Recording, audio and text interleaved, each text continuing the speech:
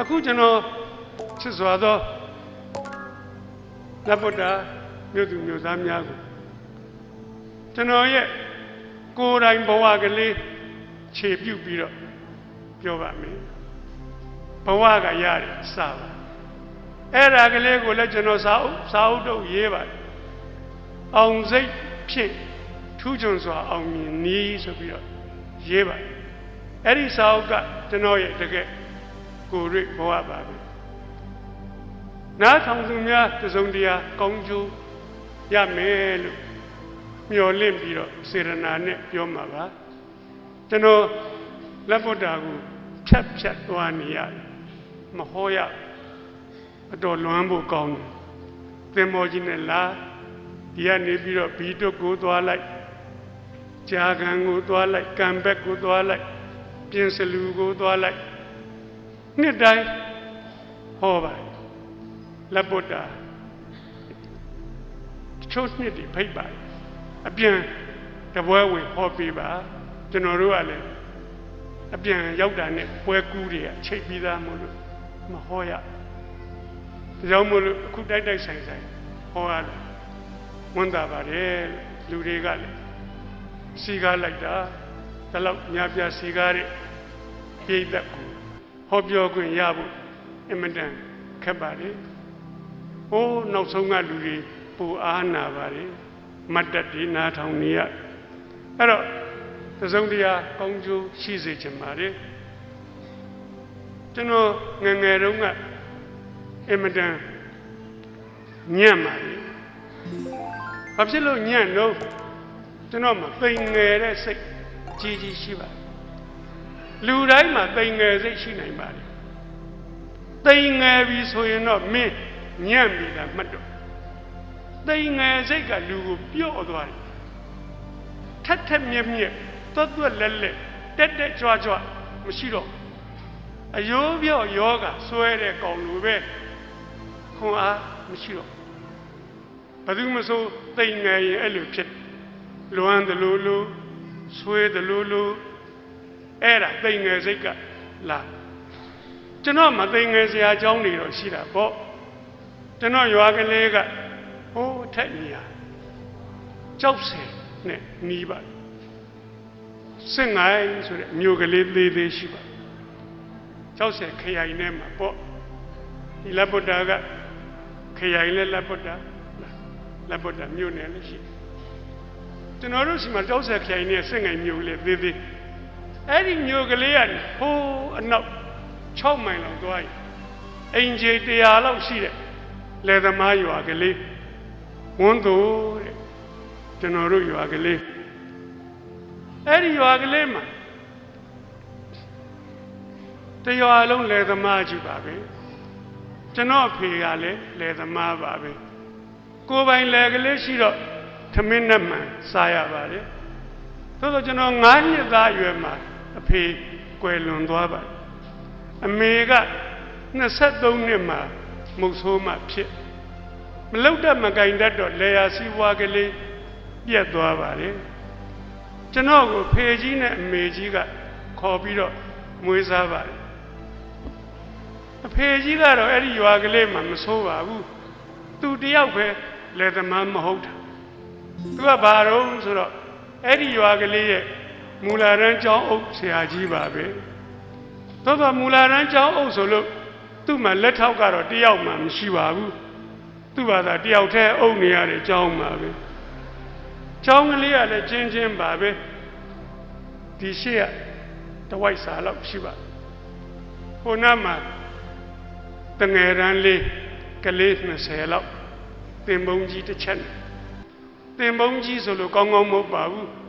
သူ့ပြားပေါင်ကွတ်ထားတာပါပဲဒီနားမှာကျတော့တငယ်ရန်ကြီး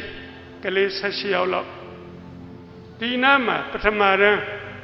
16ယောက်လောက်ဒီနားမှာဒုတိယရန်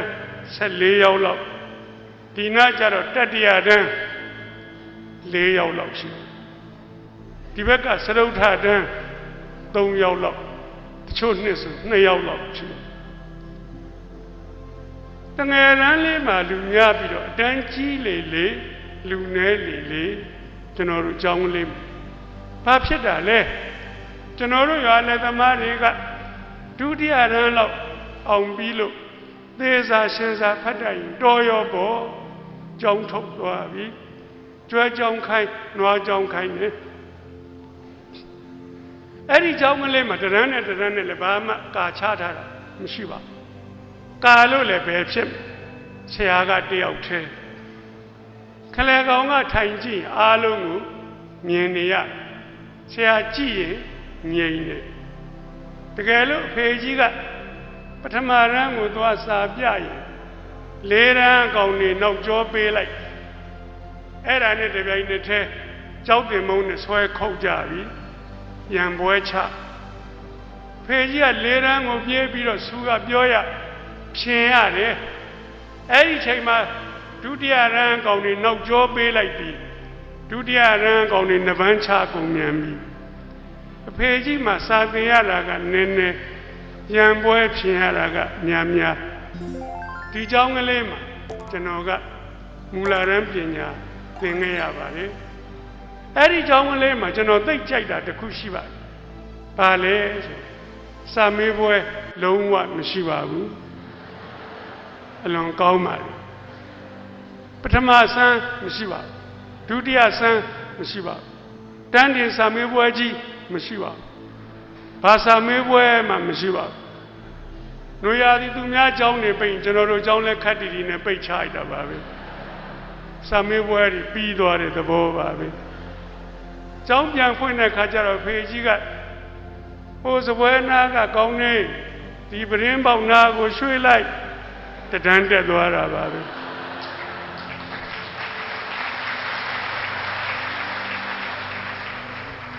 ဒီပရင်းပေါက်နာကကောင်းနေကောင်းရင်စပွဲကိုသွားလိုက်လေးတန်းရောက်သွားတာပါပဲဟိုတယောက်မှလည်းမကြပါဘူးဘယ်ကြမလဲဖြေမှမဖြေရတာအကုန်အောင်နေအဲ့လိုနည်းနဲ့ကျွန်တော်ကလေးတန်းရောက်သွားကျွန်တော်လေးတန်းရောက်တဲ့နှစ်ကျတော့ဖေကြီးကစာမေးပွဲဖြေရမယ်တဲ့ဟိုတစ်သက်လုံးမဖြေဘူးတဲ့စာမေးပွဲ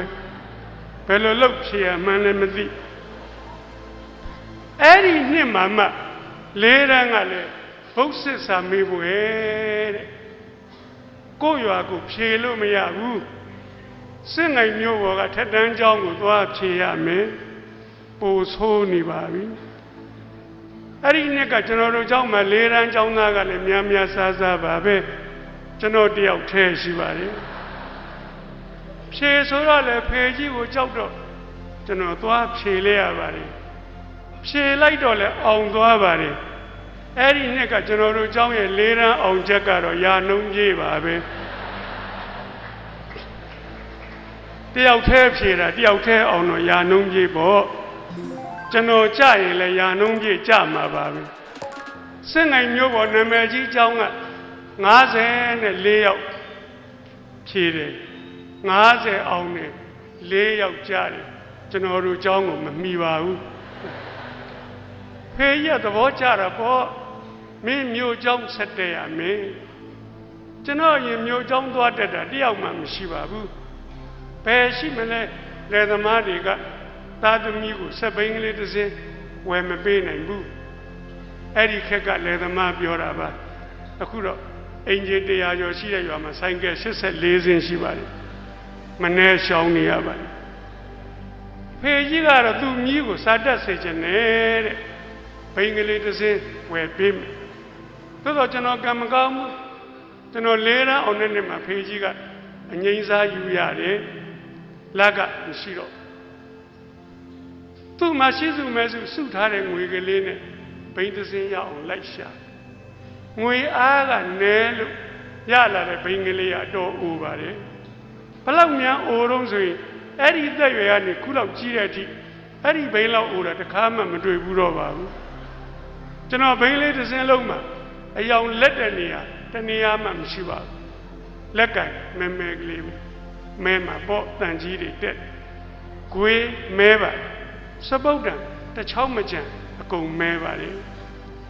အဲ့ဒီဘိန်းအိုလေးကိုဝယ်ပေးတယ်အဖေကြီးရဲ့ကျေးဇူးရိုးသေးသေးရှိခိုးကြော့ပါလေ ဒီဘိန်းလေးကိုလည်းကျွန်တော်သိချစ်တာပဲဘယ်လောက်ဉာဏ်ချစ်တော့ညအိယာဝင်တိုင်းတစ်ခါတစ်ခါနမ်းပါလေအပေါ်တွေလောက်ကြံပြောတာမဟုတ်တကယ်နမ်းပါချစ်တာကိုဘယ်နာကိုနမ်းတော့လက်ကင်ဆုံကဝက်ဥမဲမဲလေးကိုနမ်းပါခုလိုဆောင်းနှင်းဆိုရင်အေးဆက်ဆက်မှာကြောပါနမ်းလို့မကောင်းပါဘူးကောင်းကောင်းမကောင်းကောင်းတညတစ်ခါနဲ့ဟိုတရွာလုံးမှာလည်းဒီဘိန်းလေးတစ်စင်းမှရှိ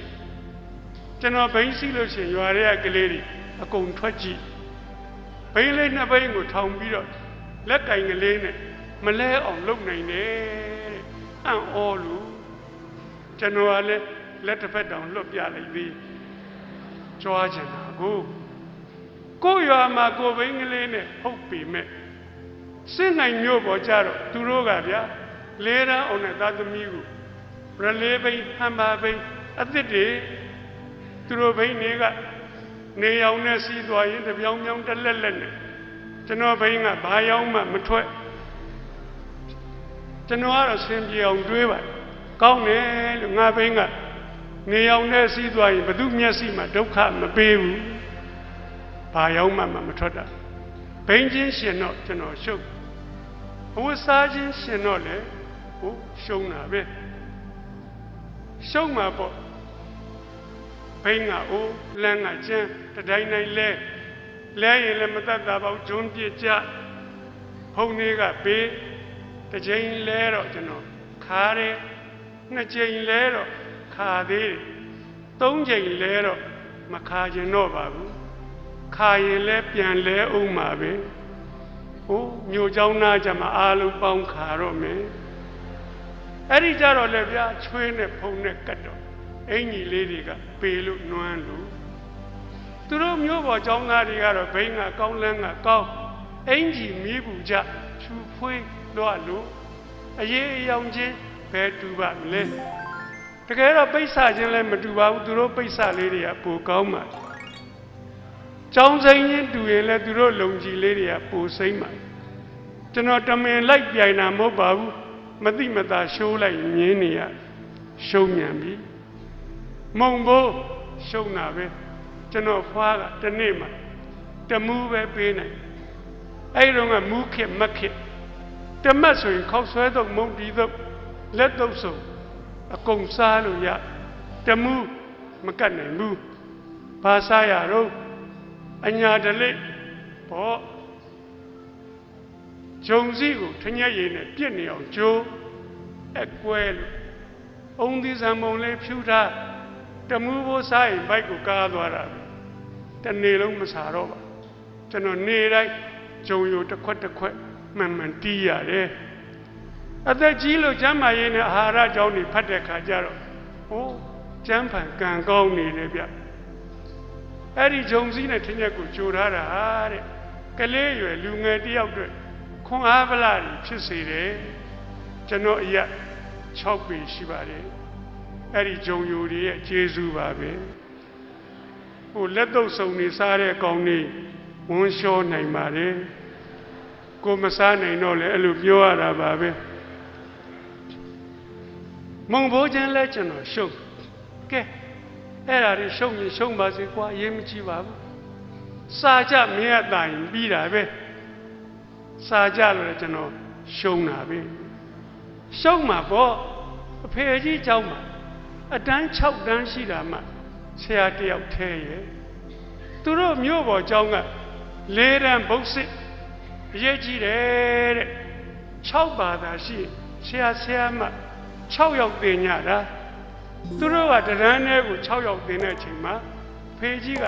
6တန်းကို1ယောက်ထဲတင်ရတယ်ဒီကြားတဲ့ရံပွဲဖြစ်ရသေး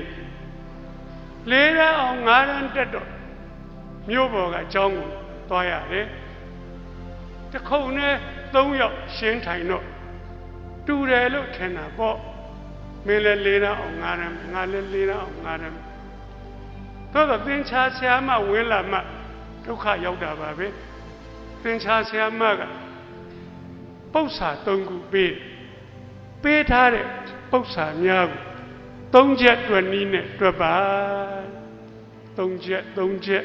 မသိဘူးအဖေကြီးเจ้าမှာ3ချက်အတွက်နီးမရှိဘူးအပေါင်းနှုတ်မြောက်စားပဲရှိတော်ကြောင်ပဲကလေးဆိုတော့ကိုယ့်အကိုညံမိသမျှတွေးကြည့်တယ်3ချက်အတွက်နီးဆိုတာတခြားမဟုတ်ငါမတွက်တိုက်ရင်3ချက်ရိုက်ခံရမယ်နီးပဲကြောက်တာပေါ့ဘယ်ဘက်ကကောင်ကြည့်ရဒီကောင်မျိုးเจ้าကအောင်တာတွက်တတ်တယ်သူကကုန်းလို့တွက်ကျွန်တော်ငုံကြည့်လိုက်တာနဲ့အဲ့ဒီကောင်ကကြည်မှန်းလဲသိရောကြောကုန်းကြီးနဲ့ပိတ်ကွယ်လိုက်မကြိုက်ဘူးဟောမကြိုက်မကြည့်ဘူးပေါ့ကွာကလေးမှလည်းမာနနဲ့ပဲသို့သော3ချက်ရိုက်မှကြောက်တော့ညာဘက်ကကောင်ကြည့်ရပြန်နဲ့ဒီကောင်ကလည်းကျွန်တော်ကြည်မှန်းသိတာနဲ့ဗလာစာရွက်ကိုထောင်ပြီးတော့ကာလိုက်ဟိုဘက်မှာတွက်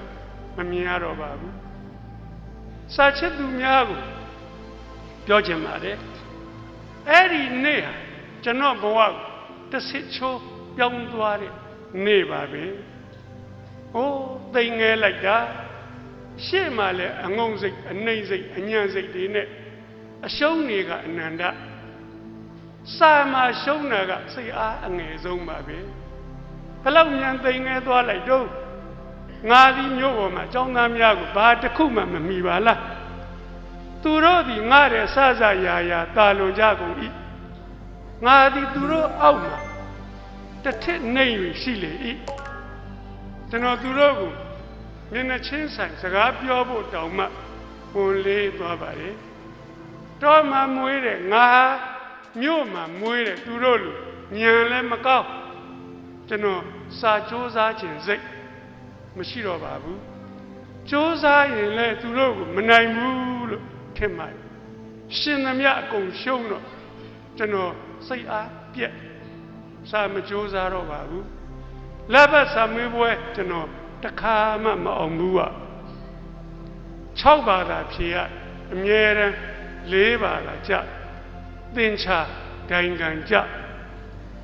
ဘဲဥတွေပါတွေဖော်ခြင်းတော်ခြင်းမယ်သင်္ချာညံ့လူ60ရှိတဲ့တန်းထဲမှာကျွန်တော်ရဲ့အဆင့်ကဘယ်လောက်မှရှိတော့42နောက်မှရှိပါတယ်ကျွန်တော်အောက်မှာကြောင်းပြေးနဲ့ကြောင်းပြက်ပဲရှိပါပထမဒုတိယတတိယတခါမှမရဘူးอ่ะကျွန်တော်မှတ်မိပါကောင်မလေး2ယောက်နဲ့ကောင်လေး1ယောက်နဲ့သူတို့3ယောက်ပဲအလဲလဲနဲ့လူပြီးတော့ယူနေကြယူပေါ်ဒါသူတို့ကိစ္စပဲကိုနဲ့ဘာဆိုင်နာမှတ်လို့ကျွန်တော်သူတို့ကိုမနာလိုတဲ့စိတ်လည်းမရှိပါလူကျင်စိတ်လည်းမရှိပါကိုယ့်ဘာသာကို42နောက်မှာအေးအေးဆေးဆေးနေနေတာခညံ့ညံ့ကောင်းပါပဲအဲ့တော့ဒီထဲမှာကံအားလျော်စွာမြမစာလေးတခုတော့ကျွန်တော်မဆိုးပါဒီလက်စဉ်2ပါးသာအောင်တဲ့ထဲမှာမြမစာဒိုင်ခံပါတယ်ဒီနေ့မြမစာဆရာမကတန်းနဲ့ဝင်လာပြီးတော့သင်မုန်းကြီးပေါ်မှာကြပြ2ကြောင်းရေးပြီးကျိုးနှကောင်ထနှောင်းမင်းညီနောင်ကလွမ်းအောင်ကူချွဲပတော်ဖြူပင်မြက်ကင်မြေစာထူးလာတယ်ဖိုးတောင်သူတေပေးထားတဲ့ကြပြကိုသင်လျော်ရာကောင်းစဉ်တက်မျက်နာကစာစီကုန်းပါတဲ့ဆရာမကခိုင်းကျွန်တော်သိတယ်လှုပ်တတ်ပါလေရေးမလို့ပြင်းနေတော့ကြောကုန်းကြီးနဲ့꿰တဲ့ကောင်ဒုက္ခရောက်နေပါပြီကျွန်တော်လှမ်းမေးဟဲ့ဟိုဂျိုးကဘယ်လိုကောင်လဲဟာမြို့ဘဝကောင်ဂျိုးမသိဘူးကျွန်တော်သိတာပေါ့ကျွန်တော်တို့ရွာမှာဂျိုး2ကောင်ပဲကမလဲအုပ်လိုက်ရှိတာပဲဟာဟဲ့ဂျိုးဆိုတာခိုးလောက်ရှိတယ်လေလက်ဘေးမှာပျောက်ကလေးတွေနဲ့တကူကူမြည်တာဂျိုးပေါ့ကွာဒီဘက်ကဗလာစာရွက်ထောင်တဲ့ကောင်လည်းပြဿနာတက်နေပြန်ပြီကျွန်တော်လှမ်းမေးဟဲ့ထနှောင်းမြန်ညီနောင်နေပါလေရှိလို့လားဟိုးရှိတာပေါ့မင်းငါတို့တော့လူတွေကတစ်ပင်တွေကိုဆွေမျိုးဆက်ထားတာဗျညောင်မင်းမောင်နှမတွေထန်းညီအကိုတဲ့ထနှောင်းမင်းညီနောင်တဲ့ရှိတယ်ကွရှေ့ခုံကကောင်ကလှဲ့မေးနေပြန်ပြီဟဲ့ ဘရောပြူဆိုတာဘယ်လိုပင်လဲတဲ့အမြင့်ကြီးလားတဲ့ဟိုဘယ်မြင့်ရမလဲမြက်ဘရောပြူတို့ဘရောညိုးတို့နွားတွေသိပ်ကြိုက်တယ်ကွဟာအဲ့ဒီနေ့ကဒေါသဖြစ်ရတာတော့စတိုင်ကြပါလေဒီကောင်တွေကိုကျွန်တော်ဆရာကြီးလုပ်နေရဒီတရက်ပဲဟန်ကြဘူးပါဖို့တောင်သူတဲသိတာပေါ့ကို့ဖေတဲသွားနေကြတဲကောင်းစင်တောင်ရပြီဖို့တောင်သူတဲလို့တက်လိုက်တယ်ကိုရွာကိုလေတော့ကိုသစ်ပင်နေကိုမြက်တီကိုငှက်တီဟိုအားလုံးကျွန်တော်နဲ့ယဉ်နီးကြတယ်ရေးလို့ကောင်းလိုက်တာ15မိနစ်နဲ့တစ်မျက်နှာပြီးတစ်ချိန်သာရှိရောသူတို့တယောက်မှမပြီးကျွန်တော်ပြီးတာနဲ့ဆရာမကိုသွားပြဆရာမကဖတ်ကြည့်တယ်ဖတ်ကြည့်ပြီးတော့ဟဲ့အားလုံးနားထောင်ကြစမ်းကျွန်တော်စာရီစာကုန်းကလေးကိုတရံလုံးကြောက်ဖတ်ပြတယ်ဖတ်ပြပြီးလို့စာအုပ်ကလေးကိုပိတ်ကျွန်တော်ကိုပြန်ပေးရင်းနဲ့ပြောလိုက်ပါတယ်မင်းကြီးရင်စာရေးဆရာဖြစ်မယ်တဲ့ငါရမြမစာဆရာမပြောတယ်စကားကျွန်တော်နှလုံးသားထဲမှာစွဲဝင်စုနစ်သွားပါတယ်စာရေးဆရာဘာကောင်မှန်းလဲမသိပါဘူးဟိုသိမသိဆရာမကကောင်းလို့ပြောတာနေမှာငါးရန်ကျောင်းသားကလေးကကျွန်တော်စာရေးဆရာဖြစ်ချင်ခဲ့တာပါလက်ဘဆာမွေးဘွားသာမောင်းတာပြတန်းတင်ဆာမွေးဘွားတွေကြတော့လဲလိမ့်ပိန်အောင်သွားပါတယ်ဟိုသင်္ချာက1နှစ်ရှိတာကိုနှစ်က9ရန်မှအတူတူစတင်တော့နှစ်ခုပေါင်းလို့80ဆိုကျွန်တော်အောင်သွားတာပေါ့တချို့နှစ်ကြတော့လဲ80နဲ့ moderation ဆိုပါသွားပါတယ်10ရန်လောက်ရောက်တော့ကျွန်တော်စာအုပ်တွေအများကြီးဖတ်နေပါပြီစာဖတ်ကြပါခုစာကြည့်လိုက်ကြည့်ဂုံယူစရာဆရာမောင်ထင်လို့စာမျိုးစုံရေးတဲ့စာရေးဆရာရှားပါလေတွင်သားစောချစ်ဆောင်းပါးနဲ့ဝတ္ထုတော်လုံးချင်းဒီလောက်ပဲရေးနိုင်ဆရာမောင်ထင်အားလုံးသောစာကြပြဘာသာပြန်ဆောင်းပါးဝတ္ထုတော်ဝတ္ထုရှိအားလုံးကျွမ်းကျွမ်းကျင်ကျင်ရေးနိုင်ရေးခဲ့တဲ့စာတွေလည်းအများကြီးပဲဒါကြောင့်မို့လို့ဆရာကိုဂုဏ်ပြုပြီးတော့စာကြည့်တိုက်ကြီးတစ်ခုဖြစ်အောင်လုပ်စာအုပ်တွေအများကြီးထက်ဖတ်လိုက်ကြစမ်းပါလူတယောက်ကိုသေချာပေါက်ဉာဏ်ပညာကြီးမြင့်နိုင်တာစာဖတ်ခြင်းပါပဲသို့တော့ကျောင်းသူကျောင်းသားတွေကျောင်းစာကအဓိကတစ်ကျောင်းစာပြီးလို့ပိုရင်ပြင်ပစာတွေဖတ်10ရန်အောင်ပြီးရင်တော့ဖတ်တော့10ရန်မအောင်ခင်တော့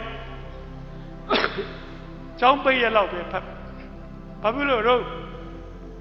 ကျောင်းစာတော်ရာချင်းတူရင်ပြင်ပစာပါဖတ်တဲ့ကလေးကကောင်းတလုံးပူမြင့်ဘဝရဲကြရင်ပူသိတာအဲ့ဒီမှာဖတ်တဲ့ခါကျတော့လေဝတ္ထုတွေဘာတွေကြရင်တော့အတုခိုးမမှားဖို့တတိထားကျွန်တော်တို့ကသတိပေးသူမရှိတော့ကျွန်တော်ဖတ်တဲ့10ရန်ကျောင်းသားမှာဝတ္ထုတစ်ပုဒ်ဖတ်အဲ့ဒီထဲကဇက်လိုက်ကိုအတူခိုးမှားလို့5ပါးမှောက်ခဲ့ရတယ်အဲ့ဒီထဲကဇက်လိုက်ကောင်ကလေးက10ရန်ကျောင်းသားတဲ့ဟာကောင်းတယ်ကွာငါလည်း10ရန်ပါပဲဗျဝတ္ထုဖတ်ရင်းနဲ့မိတ်ဆက်နေရကိုနဲ့တူတာဟုတ်ဆက်ဖတ်တော့သူ့အမေကမုတ်ဆိုးမှာတဲ့ဟာဟိုတောင်ကောင်းသေးကွာငါမေလည်းမုတ်ဆိုးမှာပါပဲဗျနှစ်ချက်တူသွားဆက်ဖတ်တော့သူ့အမေကဆင်းရဲတယ်ဟာဟဲ့ငါမေလည်းဆင်းရဲပါတယ်ဗျ3ချက်တူသွားပြီဒီဝတ္ထုကြိုက်တာပေါ့ဆက်ဖတ်တော့သူကတဲ့သင်္ချာကိုသိမ့်မုန်းတာပဲဟာကောင်းမြန်ပြီဟေးငါကလည်းသင်္ချာဆရာမတောင်မကြည့်ကျင်ပါဘူးသင်္ချာကြောက်တော့ဆရာမပါကြောက်4ချက်တူပြီးဒီဝတ္ထုနှစ်သက်ပြီပေါ့ဆက်ဖတ် သူ့မှာချစ်သူရှိတယ်ဟိုးဒီအရေးကြီးတာလေးကြမှာမတူတော့ပါဘူးကျွန်တော်မှမရှိဘူးဗျဆက်ဖက်လိုက်တော့သူ့ချစ်သူကောင်းမလေးရတဲ့သူနဲ့အတန်းတူပဲတဲ့10 ရန်းကအော်ဒါဆိုရင်တော့လေရနိုင်ပါတယ်အဲ့ဒီဝတ္ထုဖတ်တဲ့နေရာစပြီးတော့ကျွန်တော်နဲ့အတန်းတူ10 ရန်းကမိန်းကလေးများကိုစတင်ပြစ်မှားတော့တာပါပဲဟိုကောင်နဲ့တူခြင်းလို့ဆက်ဖတ်တော့သူ့ချစ်သူကောင်းမလေးကအတန်းထဲမှာရုပ်ကလည်းချော်တယ်ပတ်စံလည်းချမ်းသာတယ်ဒါလည်းဖြစ်နိုင်ပါတယ်ကျွန်တော်တန်းထဲမှာရုပ်ဆိုးပြီးတော့ဆင်းရဲတဲ့ကောင်းမလေးတွေအားလုံးကင်းလွတ်ခွင့်ပေးလိုက်ပါတယ်ဆက်ဖတ်လိုက်တော့သူကတဲ့10 ရန်းစာမေးပွဲကိုမဖြေတော့ဘူးတဲ့ဟာအဲ့ဒါအကောင်းဆုံးပါပဲကျွန်တော်လည်းကိုเจ้าကိုသိတာပေါ့ဗျာအဲ့ဒီ10 ရန်းကို10 နှစ်မကတစ်သက်လုံးဖြေတော့မအောင်ဘူးလို့ထင်နေတာ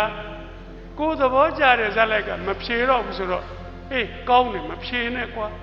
ငါလည်းမဖြေတော့ပါဘူးလေရင်းသားစောချစ်ဝတ္ထုရေးနေခြင်းမဟုတ်တကယ်ကိုမဖြေဘူးအမေကျွန်တော်ကိုမေးပါငါသားတဲ့မင်းဘာလို့မဖြေတာလဲအဲ့ဒီမေးခွန်းကိုလည်းအမေမေးလိုက်မယ်ဆိုတော့ကျွန်တော်ကြိုတွေးပြီးသားဒါကြောင့်မလို့အမေမေးရင်ဖြေနိုင်အောင်လို့ဝတ္ထုတွေကကြိုကြက်ထားပါအမေစဉ်းစားကြည့်တကယ်တော့ဒါတွေကပေးရန်လို့ဆင့်ဆင့်သောပညာရေးတွေပါအမေဟာဝတ္ထုထဲမှာပါတယ်ဗျတစ်လက်မှနှစ်လက်မှလေးလက်မှငါးလက်မှ10 လက်မှတရန်းနှစ်တန်းလေးတန်းငါးတန်း10 တန်း10 တန်းအောင်လို့လဲဘဝစာမေးပွဲအောင်နာမဟုတ်ဘူးအမေအကယ်ဒမီကိုမြတ်လေးရဲ့ ID တွေပါနေနဲ့6ကျွန်တော်တို့ခေတ်ကမင်းသားမြတ်လေးခေတ်အမေကျွန်တော်ငေးကြည့်နေပါတယ်ငေးကြည့်နေတော့အမေမျက်လုံးများကိုခုချိန်ထိမြင်အောင်မိပါတယ်အဲ့ဒီမျက်လုံးထဲမှာအဓိပ္ပာယ်တွေရှိတယ်စကားလုံးလေးတွေရှိတယ်နှုတ်ကမပြောမျက်လုံးကပြောနေပါတယ်ငါသားတဲ့မင်းတော့မှားနေပြီထင်တယ်တော်သူမကြီးဖြစ်တဲ့အမေဟာကျွန်တော်ဘယ်လိုမှားတယ်ဆိုတာကိုရှင်းမပြတ်တတ်ရှာပါဘူးအဲ့ဒီမှာကျွန်တော်ကတဲဟုတ်တဲ့ငါပါလားအမေကိုတောင်နိုင်လိုက်ပြီလို့ထင်ပါတယ်တကယ်ကမနိုင်ပါဘူးကျွန်တော်ရှုံးဘယ်လောက်ရှုံးတော့10 ရန်းစာမေးပွဲကို6 နှစ်တိတိမဖြေဘဲနဲ့ရှုံးပါတယ်ကျွန်တော်နဲ့တန်းတူတငယ်ချင်းတွေ1 နှစ်ကြာ2 နှစ်ကြာအောင်တက္ကသိုလ်ရောက်ဘွဲ့ရပြန်လာကျွန်တော်မဖြေဘူးအဲ့ဒီ6 နှစ်ဘာလို့တော့အလုပ်ကြီးကင်ကြီးပါပဲဝတ္ထုတွေကဇက်လိုက်လောက်တာတွေလောက်ဟိုကောင်ကဇက်ပေါင်းတော့သူ့ချစ်သူနဲ့မညာဘူးတလွန်လွန်တဆွေးဆွေးတငေးငေးတငိုင်ငိုင်ဟိုကျွန်တော်ကတလွန်လွန်တဆွေးဆွေးတငေးငေးတငိုင်ငိုင်ဟိုကောင်ကသူ့ချစ်သူနဲ့ကွဲလို့လွမ်းတာမင်းကဘာရှိလို့လွမ်းရတာတော့အဲ့ဒီဘာမှမရှိတာကြီးကပိုးတောင်းလွမ်းဖို့ကောင်းသေးလွမ်းပြီဆိုရင်လူကမရတော့ခုလိုဆောင်ရသည်ဟေမန္တနှင်းမုံလေးတွေကြဟောလွမ်းနေဗျာမိုးရာသည်ဝတ္တန္တမိုးဆက်မိုးပေါက်တွေကြပိုးတောင်းလွမ်းသေးဆိုးဆုံးကຫນွေဥပြလေယူတွေတိုက်ရော့ဝါလေးတွေကျွေးလေဝေတဲ့လွင့်သေးတောင်သေးခြင်းပါလေလွမ်းအားကြီးလွန်းလို့ကျွန်တော်တို့ညာဆိုတော့ဗျာဒီနဲ့တူတူပါပဲအဲ့ဒါတော့ຫນွေဥပေါက်ရင်လေတွေကရိတ်ရိုးပြငုတ်တိုးတွေလဲတဲ့ကောင်းကလဲထောင်တဲ့ကောင်းကထောင်ဟိုးလွမ်းเสียကောင်းတယ်ကွာအဲ့ဒီရိုးပြငုတ်တိုးတွေကိုနွားကြီးတစ်ကောင်ကတပြုတ်ပြုတ်နဲ့စားဟာဟိုတောင်လွမ်းသေးကွာပြာပုံနဲ့မှခွေးပိန်မှတကောင်ဆောင်းတွင်ခွေးလို့အိတ်ဟာလွမ်းတာပဲဟေးမြင်းမြင်းသမျှအကုန်လွမ်းဟိုကောင်မလေးချောချောလေးတယောက်လမ်းပေါ်ကရှောက်သွားဟာလွမ်းတယ်ကွာဘာဆိုင်လို့လွမ်းရတာတော့ဘာမှမဆိုင်လို့လွမ်းတာပါပဲ ချောချောလေး3ယောက်သွားရင်ကျွန်တော်3ဆလွမ်းပါတယ်အုပ်လိုက်ဖြတ်သွားရင်သေသွားနိုင်ပါတယ်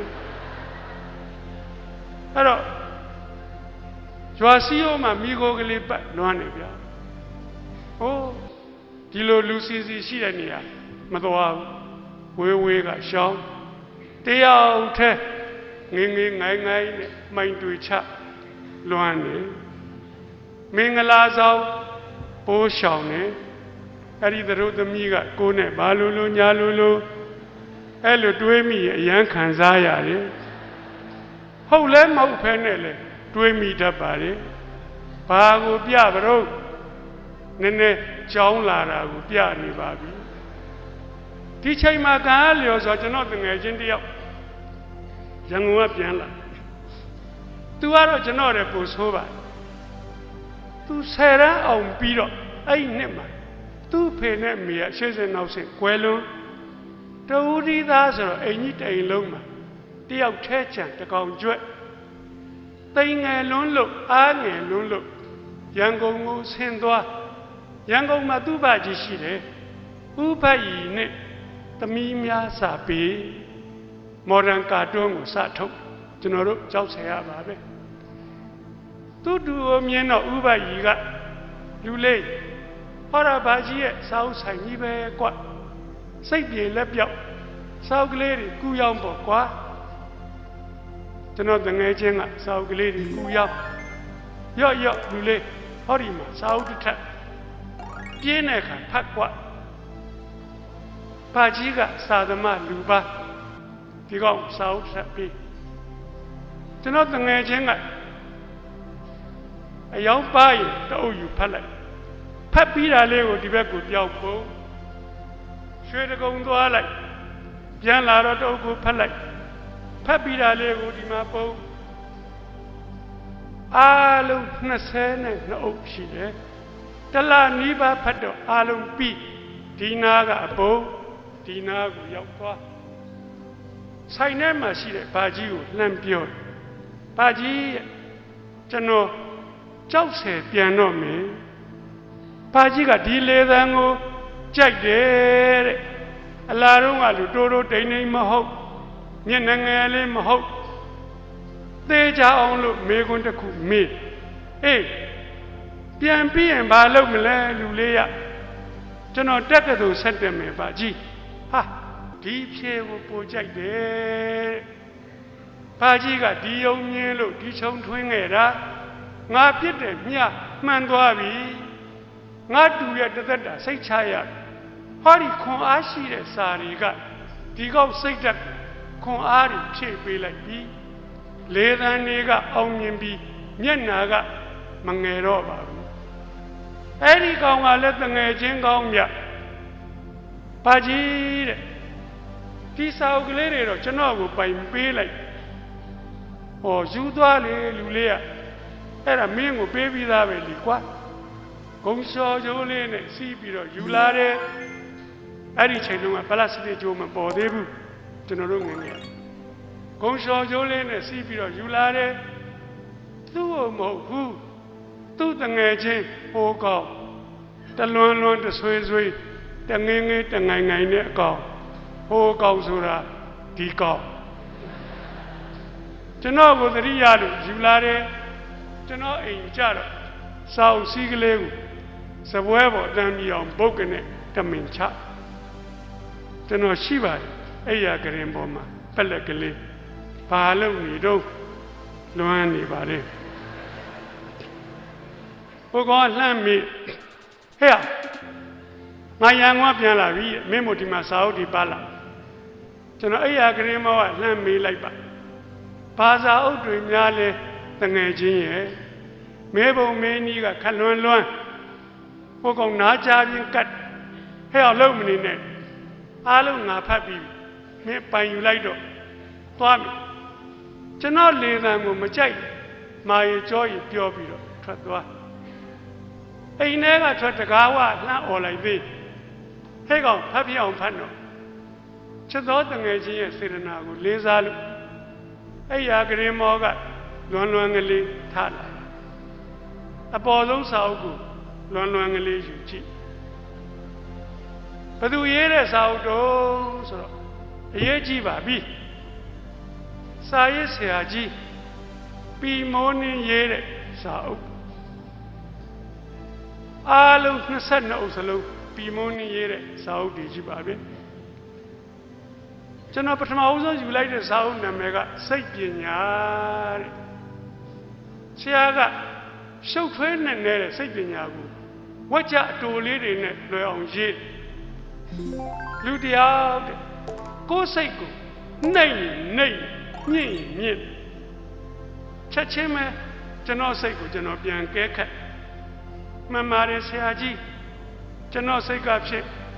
အဝီစီကိုရောက်နေပါပြီခမနှိမ်ပါလုံးပါလေဆက်ပြီးတော့ဖတ်ဆရာကပြောမင်းနဲ့လူတယောက်ကျွန်တော်တို့လူတိုင်းနဲ့ဆိုင်ပါပြီ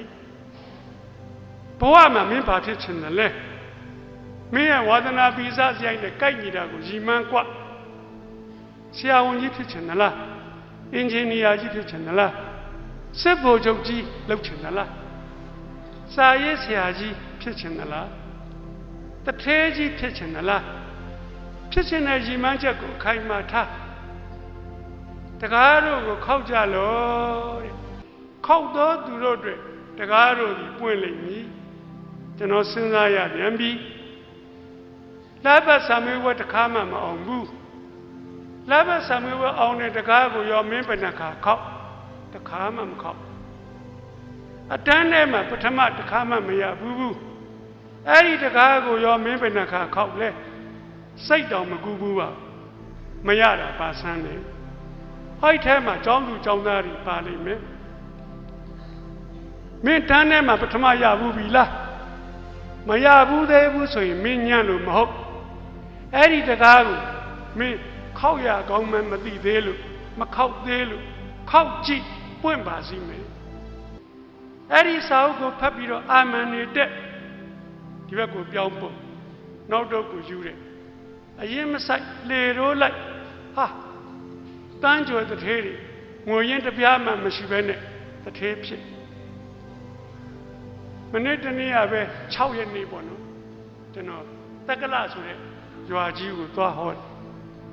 အဲ့ဒီရွာကမောင်စိုးမြင့်ပေါ့ကားကတော့မရှိလို့တထေးဖြစ်အောင်ကြိုးစားမယ်ကွရန်ကုန်ဆင်းသွားလက်ဖေးဆိုင်မှာဇပွဲတို့လို့နောက်ဆုံးတော့ဒီကလေးကရိုးသားတယ်ကြိုးစားတယ်စိတ်ချဆိုင်တိုင်းမန်နေဂျာခန့်လက်ဖေးလာတော့တဲ့ဒူရင်စီရောင်းတဲ့ကလားကိုသွားပြီးတော့မေးရင်းနဲ့တနေ့ဘလောက်မြတ်တယ်လဲဘယ်မှာသွားဝယ်ရလဲဘယ်သွားရောင်းတယ်လဲ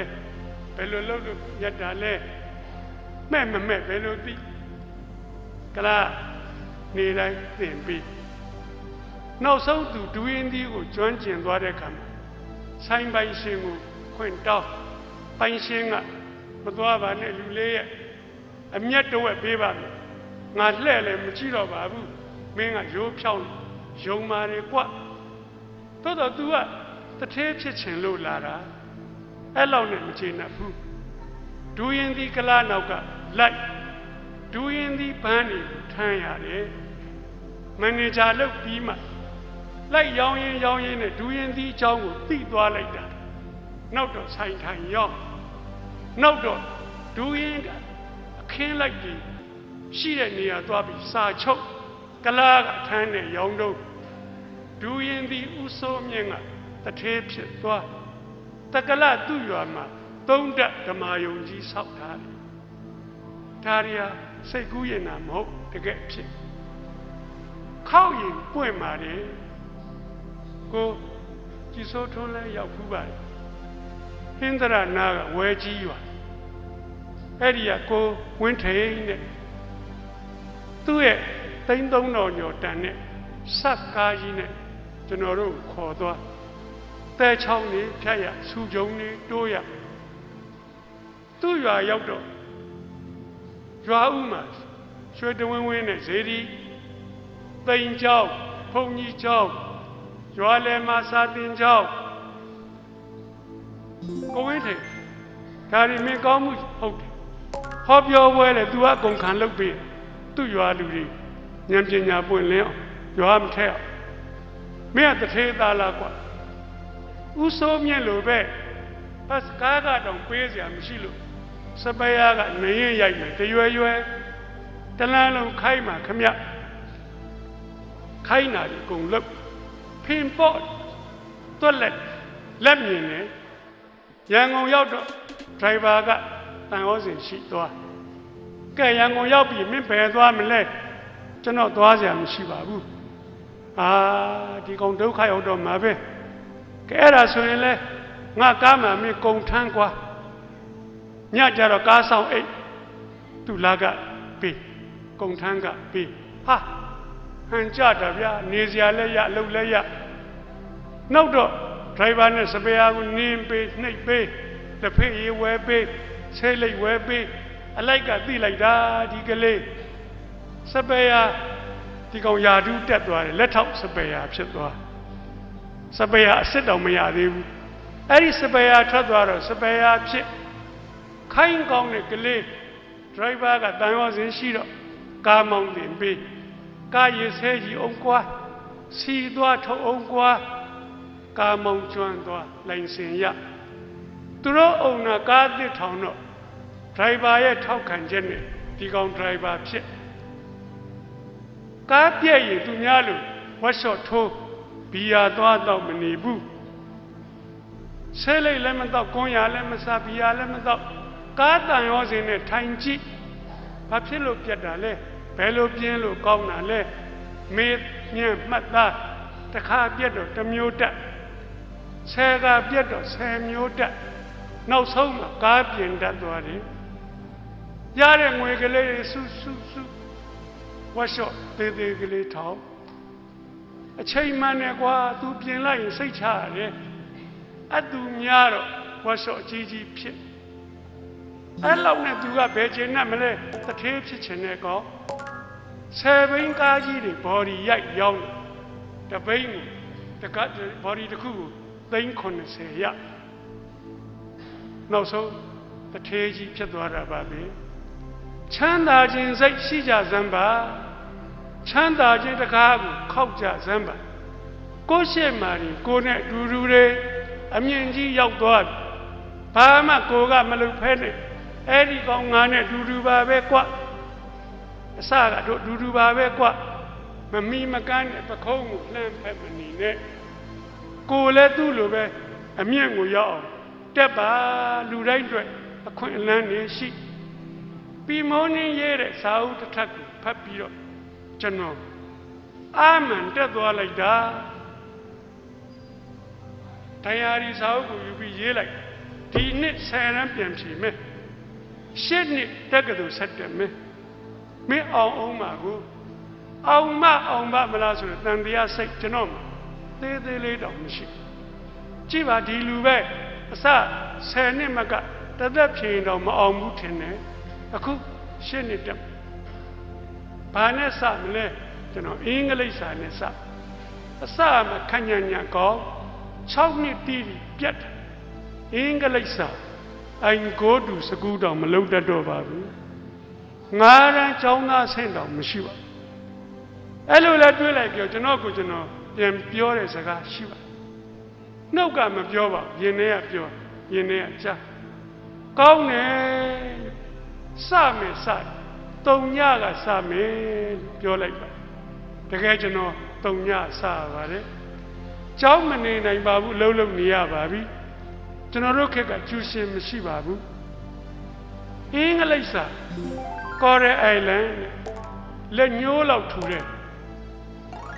သမုဒ္ဒရာရဲ့သင်္ဘောပြက်ပြီးတော့တောင်တင်းနေတဲ့တငယ်ချင်း3ယောက်ကဆွန်စားကကျွန်းမောင်ရောက်အဲ့ဒါကိုကျွန်တော်ဝတ္ထုစာအုပ်နဲ့တိုက်ဖတ်နှုတ်ဆိုရှင်းလင်းချက်နဲ့တိုက်ချီမိနစ်နဲ့တိုက်ချက်အစအဆုံးတစ်ခေါက်ပြီးတော့နောက်ကျောဘုံမှာတစ်ချက်ပြန်စ2ချက်3ချက်4ချက်5ချက်ကျွန်တော်စာအုပ်ကလေးရဲ့နောက်ကျောဘုံမှာ25ချက်ရှိပါတယ်အင်္ဂလိပ်စာရိုက်ချရင်တော့မကြတော့ခရိုင်ပညာဝန်ရုံးသွားသင်ရုံညွှန်တန်းတောင်း ကျန်တဲ့ဘာသာတွေအားလုံးညံ့ညက်ကြအောင်ချက်တလလိုမှာအကုန်ပြီး revision တစ်ခေါက်ပြန်တပတ်လိုမှာအကုန်ပြီးသိပါပြီကျွန်တော်မော်တော်ကားကိုဝေးဝေးရရှောင်းကားမတိုက်အောင်မြည်သိဖြေတဲ့အခါကောင်းစွာဖြေနိုင်ပါတယ်အောင်စင်းထွက်တဲ့အခါမှာထူးချွန်တဲ့အမှတ်နဲ့အောင်ပါတယ်ကြိုက်ရတက်ကတူသွားလို့ရပါတယ်ကျွန်တော်ဘာကိုလျှောက်တုံးမန္လေးဝိဇ္ဇာသိပ္ပံတက်ကတူမြန်မာဇာတိကလျှောက်ပါတယ်ဘာဖြစ်လို့ဒီတဲ့ကောင်းတဲ့အတမွေးအောင်ကြောင့်တက်ကတူတွေမလျှောက်တာလဲဟိုဆရာကြီးပြီမိုးနေကကျွန်တော်မေးထားခဲ့တယ်မင်းဘာဖြစ်ချင်တယ်လဲတဲ့အဲ့လိုမေးတယ်ကကျွန်တော်ဆရာကြီးကိုဖြေပြီးပြီကျွန်တော်စာရေးဆရာဖြစ်ချင်တယ်ငါရမြန်မာစာဆရာမှပြောကြတဲ့ကနှလုံးသားထဲမှာဆွဲနေတဲ့စာရေးဆရာဖြစ်ချင်တဲ့ကောင်ဟိုရောင်ရောင်ဒီရောင်ရောင်လုံမနေနဲ့မြန်မာစာကျွမ်းဖို့လိုတယ်ကွမြန်မာစာရှောက်ကျွန်တော်အမှတ်တွေကတိတ်များတော့တက္ကသိုလ်ဝင်ခွင့်ကျွန်တော်ရဲ့ခုံနံပါတ်ဒီ1ပါပဲတစ်သက်လုံးမရဘူးတဲ့1အဲ့ဒီမှာစရပါတယ်အဲ့ဒီနှစ်က1965ခုနှစ်တက္ကသိုလ်လူရည်ကျွန်းနဲ့စရွေးတဲ့နှစ်ကျွန်တော်လိုပဲ1ရတဲ့လူ9ယောက်ပမောက္ခကြီးတွေကထပ်ပြန်ခိုင်းပါတယ်ကျွန်တော်အဲ့ဒီ9ယောက်ထဲမှာ1ရပါမဆမ်းပါဘူးပြီမိုးနေတပည့်ပဲတကားခောက်နေပြီခောက်ရင်ပွင့်တာပေါ့ဟိုငယ်ငယ်တော့ကမခောက်လို့မပွင့်ခဲ့တာပဲဟိုကောင်6ယောက်လဲခောက်တော့ခောက်မှာပါပဲကျွန်တော်တော့လက်တံပြောင်းမှုမရပါဘူး competition အပြိုင်ဆိုင်ဆိုရင်မြစ်သူများတဲ့ဟိုခောက်ကျွန်တော်အဲ့ဒီမှာတက္ကသိုလ်လူရည်ကျွန်းအရွေးခံရပါတယ်ဒီเจ้าကိုပြောတာဝါကြွားလူစိတ်လုံးဝမရှိပါဘူးဝါကြွားတယ်ဆိုတာလူညံ့နေလုပ်တဲ့အလုပ်စာချစ်သူများကိုကျွန်တော်တကယ်ကိုယ်တိုင်ရဲ့ဘဝနဲ့နှိုင်းရှင်ပြခြင်းလို့ပါဟိုဘက်မှာတော့ကိုညံ့နေထင်ပြီးတော့ညံ့လိုက်တာလက်ပတ်စာမိုးဝဲတောင်တစ်ခါမှမအောင်ဘူးလူ60ရှိတဲ့တန်းထဲမှာ42နောက်ရှိတဲ့လူသားတို့သမီးတို့ကျွန်တော်လိုပဲကိုညံ့နေထင်ပြီးတော့ညံ့နေမှာစိုးရိမ်လို့ပါလူများစွာတို့ဒီတဲ့ကိုယ်မှာရှိသောအရေးချင်းကောင်းများကိုထောက်ပြီးတော့မသုံးကြဘဲနဲ့သေရွာထိပါသွားတာနှမျောစရာကောင်းလာတယ်ဟောဒီထဲမှာရှိတဲ့လူတိုင်းအခွင့်အလမ်းကောင်းကလက်တကမ်းမှာရှိနေကြပါတယ်ကိုကစိတ်မဝင်စားရင်အဲ့ဒီအခွင့်အလမ်းတွေကအောက်ကငုံသွား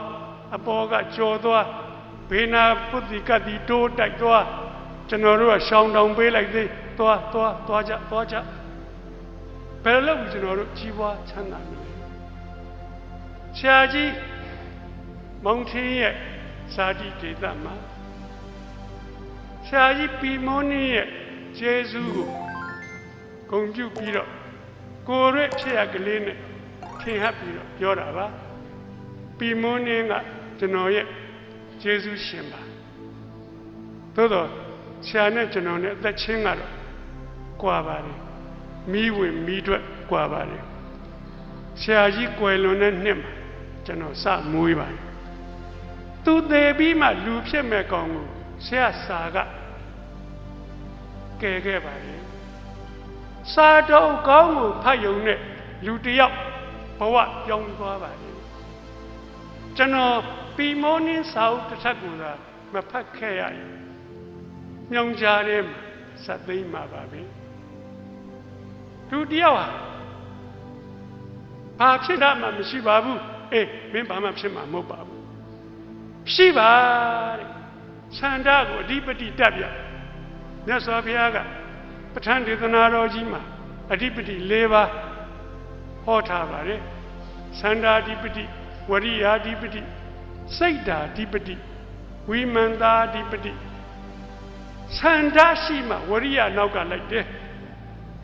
ဆန္ဒမရှိရင်ဝရိယမပါဘူး